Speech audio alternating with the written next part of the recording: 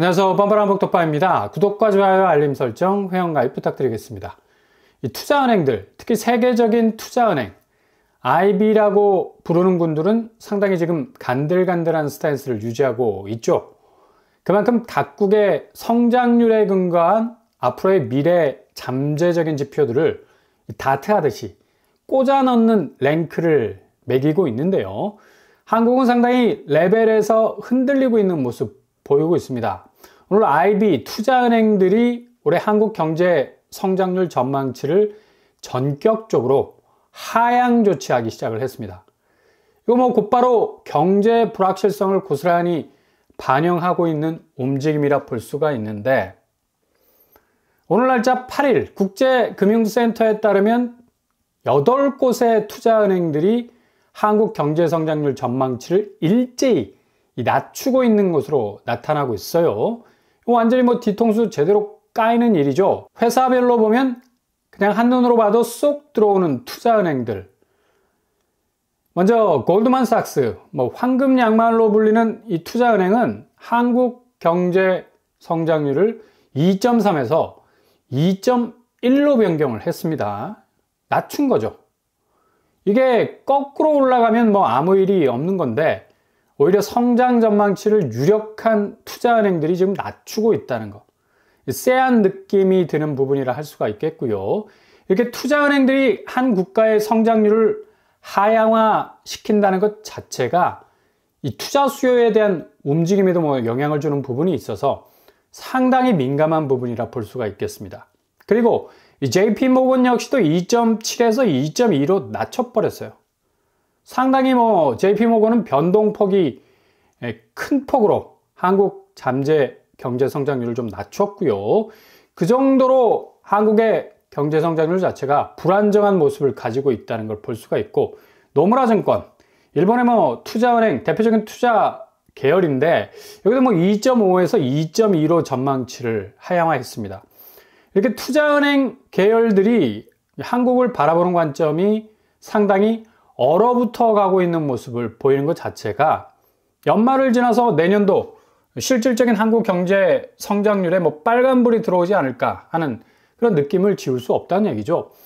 한은 역시도 자체 한국 경제 성장률을 2.2% 정도로 떨어질 것으로 예상하고 있는데, 지금 투자은행들이 전망하고 있는 부분들과 상당히 일치하고 있는 걸 볼 수가 있습니다.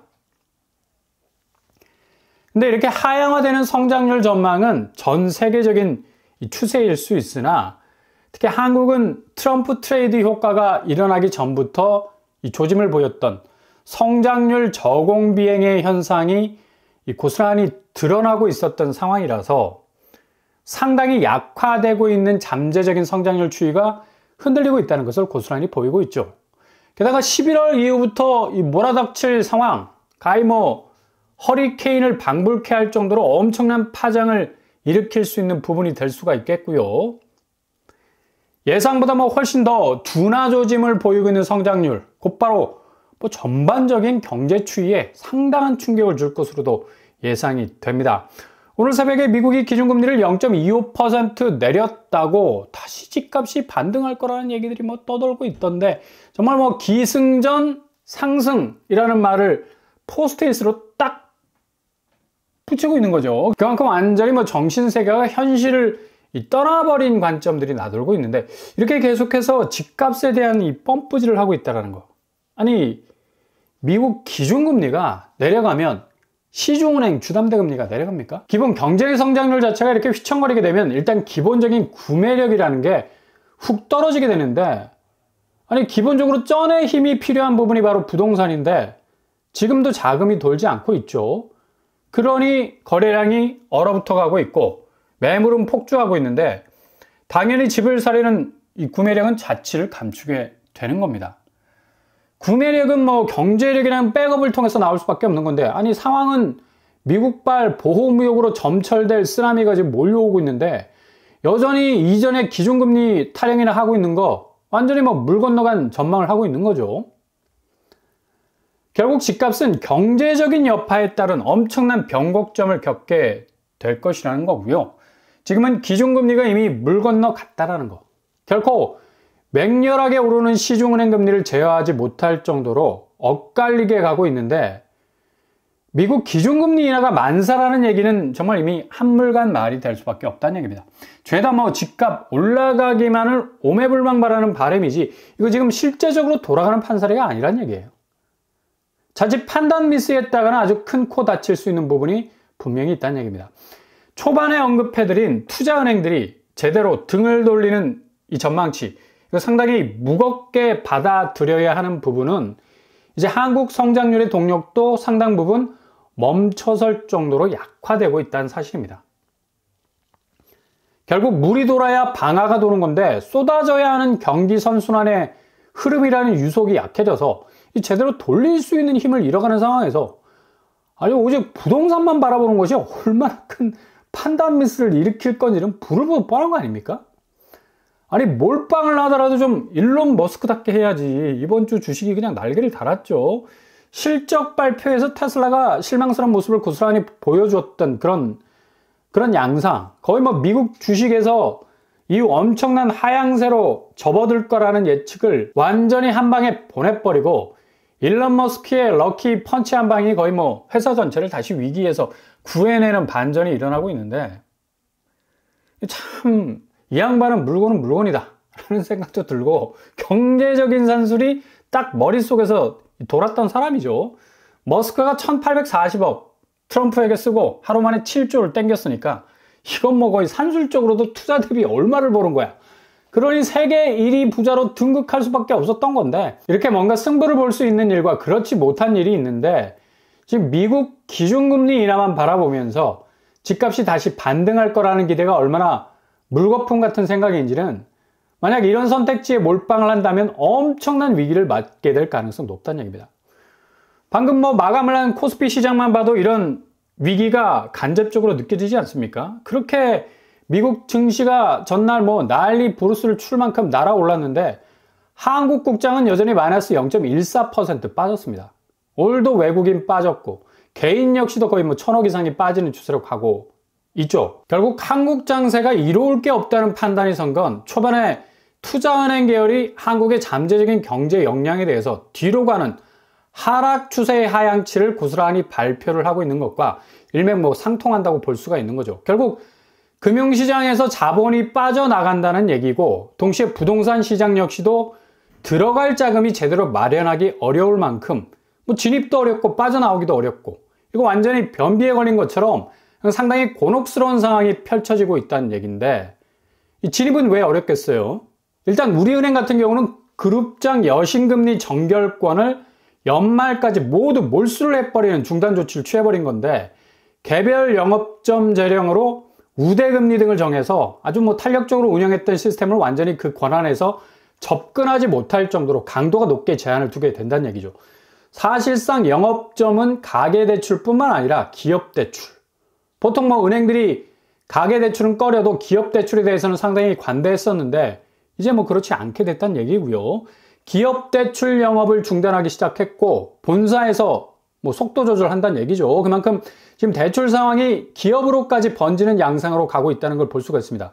게다가 대출 회수, 새로운 기업 대출 쪽으로 확장하는 것보다 도리어 리스크 없이 대출을 빨리빨리 회수하는 직원들에 대해서는 KPI, 핵심 성과 지표의 점수를 콱콱 때려 박아주는 완전히 스탠스가 바뀌었다는 얘기죠. 이런 기업 대출 회수가 본격 시중은행, 우리은행에서도 진행이 되고 있다는 것. 이건 결국 뭘 말하느냐? 기업에서 개인으로 범위가 확장이 될 수 있다는 얘기죠. 지금 시중은행들이 개인 대출에 대해서는 정말 손절이라는 표현을 쓸 만큼 엄청나게 보수적으로 접근을 하고 있고 대출 창구도 열어주지 않는 상황인데 그만큼 금리 상황이 급박하게 돌아갈 거라는 것을 고스란히 보여주는 대목입니다. 영업점에서 이제는 다반사로 금리 인상으로 가다가 대출 중단까지 이르는 현상들도 벌어지고 있다는 얘기죠. 비대면 주담대 거의 불가능해졌고요. 클릭해서 대출 자금을 땡겼던 시대가 갔다라는 얘기고 신한, 우리, 기업은행은 전격 비대면 대출을 중단을 했고요.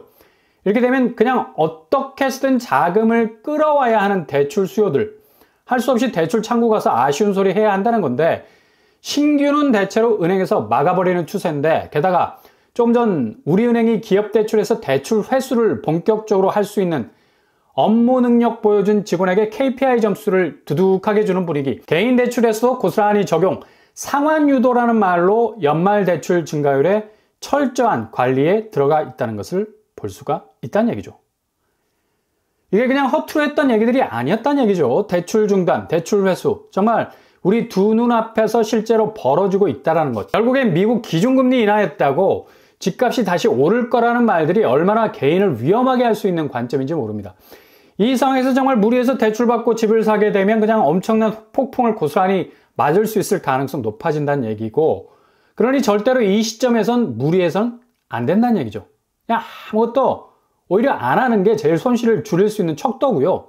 가만히 기다리시면 알아서 세상에 그리 높았던 집값들이 항복을 선언하면서 백기 들고 투항하는, 정말 우리 세대 속에서 이런 일들이 일어날 수 있었을까라는 생각이 들 정도의 변화가 일어나게 될 겁니다. 지금 전면에 드러나지 않아서 그렇지 유가도 다시 빼꼼히 올라오고 있고요. 이미 72달러 수준, 지난주 60달러 후반부까지 떨어졌었는데 트럼프 당선 이후 중동 정세가 다시 혼조세로 갈 수 있을 거고, 이스라엘과의 유대 관계가 더욱 끈끈한 상황에선 직접적인 접근이 가능할 수도 있어서 유가는 거의 춤을 출 가능성 아주 높겠습니다.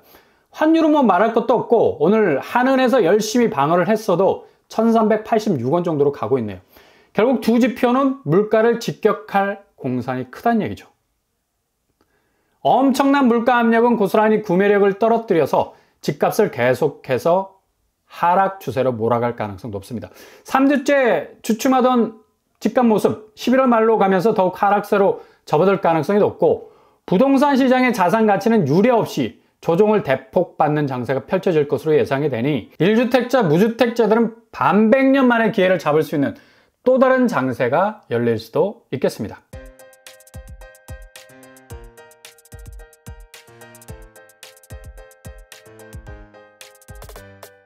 오늘의 부동산 캐릭터처 골드만삭스, JP모건 등등 상당히 한국 경제에 대해서 우려를 표명, 성장률 지표를 하락으로 찍었습니다. 기준금리 인하가 곧 한국 집값 상승이라는 말도 안 되는 해석들이 나오고 있는데, 오늘 연준이 기준금리 인하했다 해서 시중은행 금리 꿈쩍도 안 할 겁니다. 오히려 대출 중단, 대출 회수가 시중은행에서 스포츠 모드로 바뀔 만큼 빨라질 것으로 예상이 됩니다. 오늘도 응원합니다. 항상 여러분의 길이 꽃길만 되실 수 있기를 바랍니다. 이상 오빠빠랑 복덕발 마치겠습니다. 구독과 좋아요 부탁드립니다. 감사합니다.